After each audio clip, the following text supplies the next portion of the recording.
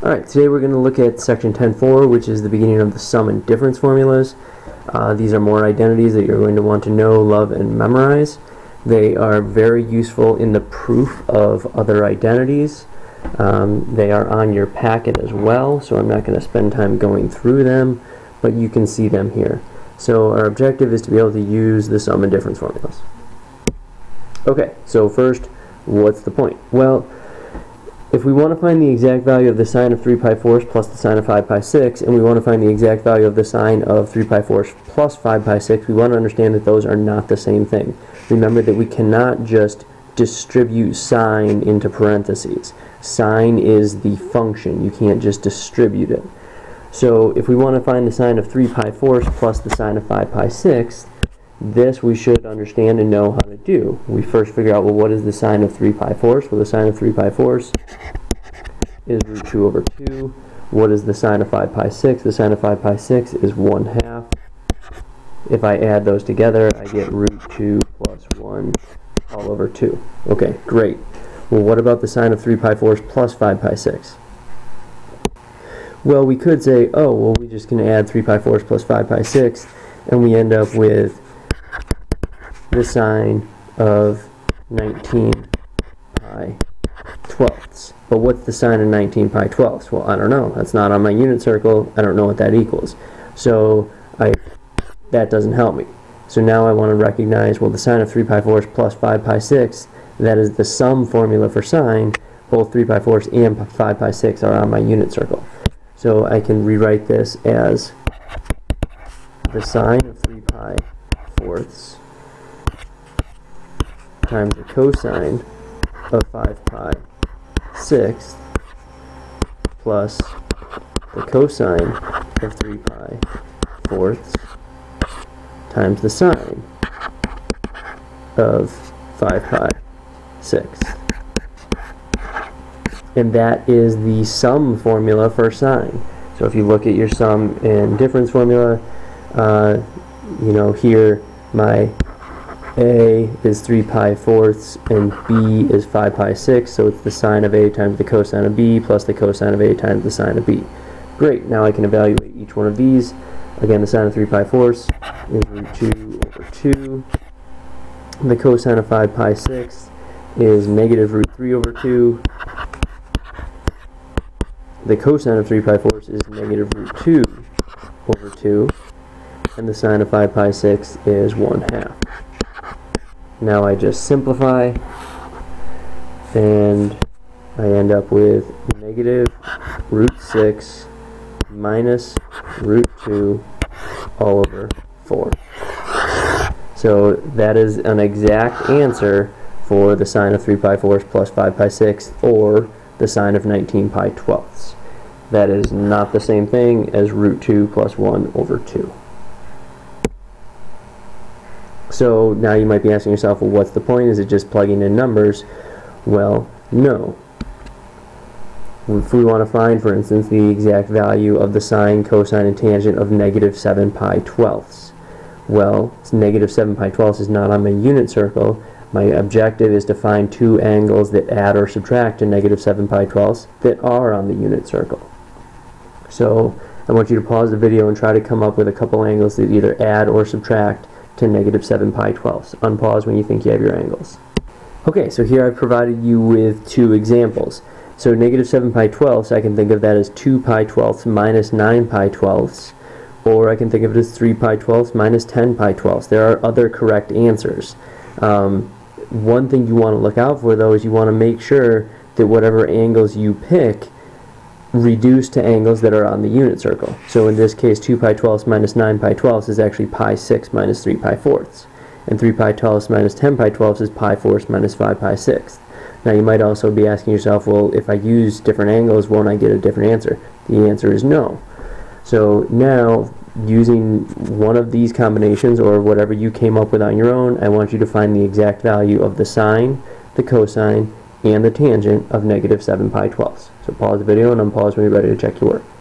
Okay, so I chose to use the fact that negative 7 pi twelfths is 2 pi twelfths minus 9 pi twelfths, which is pi 6 minus 3 pi 4. So that's what I used for my example. your answer should come out the same no matter what you chose to use. One other word of caution: when you're trying to find two angles that add or subtract to negative 7 pi/12, I would not recommend using negative angles.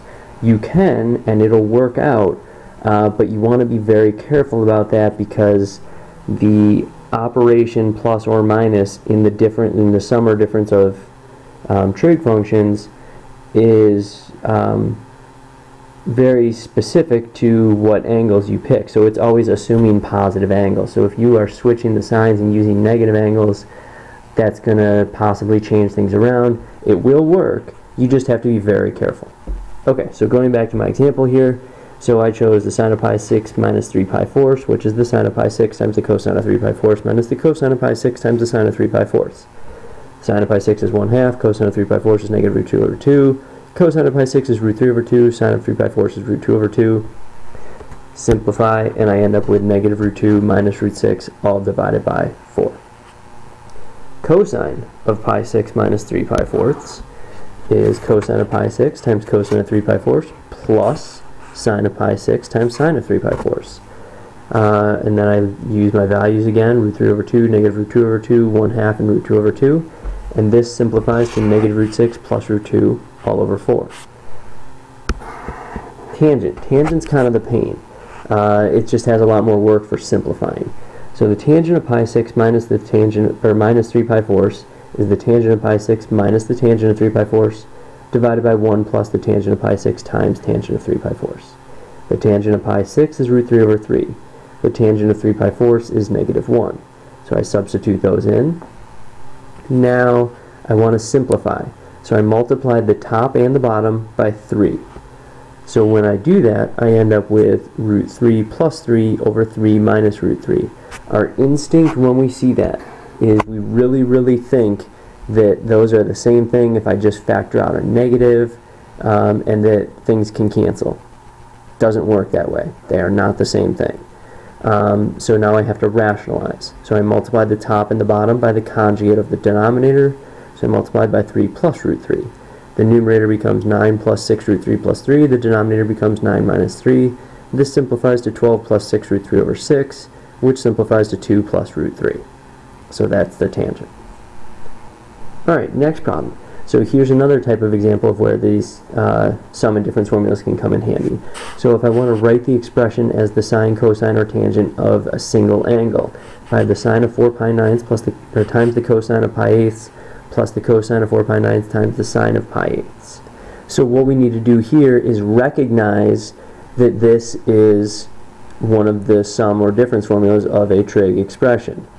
How can I recognize that? Well, I see that I have the same angles, so 4 pi ninths and 4 pi ninths, and the pi eighths and the pi eighths occur, and I have a sine cosine and a cosine sine. So that tells me that this is the sum formula for sine. So I could write this as the sine of 4 pi ninths plus pi eighths. Now I can simplify this, and 4 pi ninths plus pi eighths, get a common denominator, which is going to be 72, I believe. So if I do that, this will become the sine of, let's see, that'll be 32 plus 9 is going to be 41 pi 72. And that is an expression of a single angle. Another type of example where we can use the sum and difference formulas. So if the directions say find the sine of u minus v, given that u and v are in quadrant 2, and the sine of u is 5/13 and the cosine of v is negative 4/5. So I want you to try this on your own. My hint is that you're going to draw two different triangles. You're going to draw a triangle for u and a triangle for v. And then you're going to use those to plug values into the sum and or to the difference formula in this case for sine. So pause the video, unpause when you're ready to check your work or if you get stuck. Alright, so like I said, the first thing you want to do is you want to draw two triangles. Now it's important that I tell you that they're in quadrant 2 so you know how to accurately draw the triangles. So I draw a triangle for u in quadrant 2, and if the sine of u is 5/13, then the adjacent side is negative 12.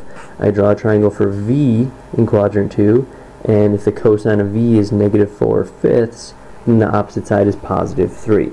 So if I want to find the sine of u minus v, that's the sine of u times the cosine of v minus the cosine of u times the sine of v. The sine of u is 5/13, the cosine of v is negative 4/5, the cosine of u is negative 12/13, the sine of v is positive 3/5. Simplify that, and I know that the sine of u minus v is 16/65. Alright, next example. Write the trigonometric expression as an algebraic expression. What the heck does that mean? Great question. Well, I see that I have the difference, or a cosine difference formula. So remember, arc cosine of x represents an angle. Arc sine of x represents an angle. I need to figure out what those are. So this becomes the cosine. So this is using the difference formula for cosine. It's going to be the cosine of the arc cosine of x times the cosine of the arc sine of x plus the sine of the arc cosine of x times the sine of the arc sine of x. And so now your issue becomes, okay, well again, what the heck is the arc cosine of x and what the heck is the arc sine of x? For that, we need to draw triangles. So arc cosine of x tells me that the adjacent side would be x, the hypotenuse would be 1. Because remember, the arc cosine of x is saying at what angle does cosine equal x. And if cosine equals x, then it's x over 1. So what does the opposite side become? This becomes the square root of 1 minus x squared. Okay, we also need a triangle for the arc sine of x. The arc sine of x is going to be similar. Now, the opposite side is going to be x, and the hypotenuse is 1. And the adjacent side is is the square root of 1 minus x squared. So, here's my angle that I'm using. Here's my angle that I'm using. Now I can plug this stuff in to my equation. So, the cosine of the arc cosine of x is x. We should know that. The cosine of the arc sine of x is going to be the square root of 1 minus x squared over 1, or the square root of 1 minus x squared. The sine of the arc cosine of x, we're using the arc cosine triangle, is going to be the square root of 1 minus x squared over 1. The sine of the arc sine of x is just x. Now we want to simplify, add these together, and we get 2x root 1 minus x squared. Bam. Done. Alright, next type of problem. Verify the identity. So remember, this is what we were doing in the last unit, or 2 units ago. This was my favorite thing. Remember, I get all giddy and you can hear the inflections in my voice, and I start to talk faster than normal. So I want you to pause the video. Hint, you're going to have to use the sum and difference formulas, but pause the video and try to verify the identity. I'd work with the left side, by the way. Okay, this is really only 2 steps. So I use the difference formula for sine. Sine of 3 pi minus x is the sine of 3 pi times the cosine of x minus the cosine of 3 pi times the sine of x. What is the sine of 3 pi? It's 0. What's the cosine of x? I don't know. I don't care. It's being multiplied by 0. Bam, it's gone. Cosine of 3 pi is negative 1. Sine of x is still the sine of x. Negative 1 minus a negative 1 is positive, so I get sine of x equals sine of x. Alright, I have one more example I want to do, but we are running out of time on this video, so this one's done, but go on to part 2 for the last example.